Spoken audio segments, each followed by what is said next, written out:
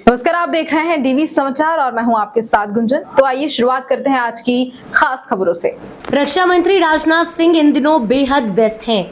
देश भर में जहां चुनावी रैलियों एवं जनसभाओं को संबोधित कर रहे हैं, तो वहीं उनकी अपनी सीट लखनऊ पर भी आज 5वें चरण में चुनाव है। ऐसे में उन्हें अपने घर यानी लखनऊ पर भी फोकस करना पड़ रहा है। उनका मानना है कि इस चुनाव में विपक्ष पस्त पड़ा है, ऐसे मुद्दों को हवा दे रहा है जो वास्तव में कहीं है ही नहीं। चाहे आरक्षण हो, संविधान हो या फिर अग्निवीर, सभी पर विपक्षी झूठ का सहारा ले रहे हैं।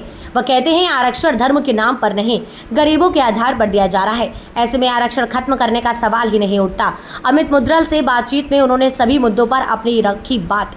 प्रधानमंत्री नरेंद्र मोदी पर लोगों का विश्वास अब और बढ़ गया है। अन्य देश भी अब ये मान रहे हैं कि आने वाला समय भारत का है। भारत की इकोनॉमी 11वें स्थान से उछलकर 5वें स्थान पर पहुंच गई है। वर्ष 2027 तक हम टॉप 3 में होंगे। इस बात को प्रत्येक व्यक्ति समझ रहा है कि भारत सबसे तेजी से बढ़ रही अर्थव्यवस्था, इसी नजर से वह चुनाव को देख रहा है और भाजपा के साथ है। सरकार की लाभकारी योजनाओं का इसमें बड़ा रोल है। योजनाओं पर तो विपक्ष भी अब घोषणाएं कर रहा है। 2 गुना राशन देने की बात हो रही है। विपक्ष ये जानना चाहता है कि उनकी सरकार आने वाली है नहीं है। ऐसे में वह कोई भी झूठे वादे कर सकते हैं। राहुल गांधी कह रहे हैं कि हम आए तो संपत्तियों का सर्वे कराएंगे और डिस्ट्रीब्यूशन भी करेंगे।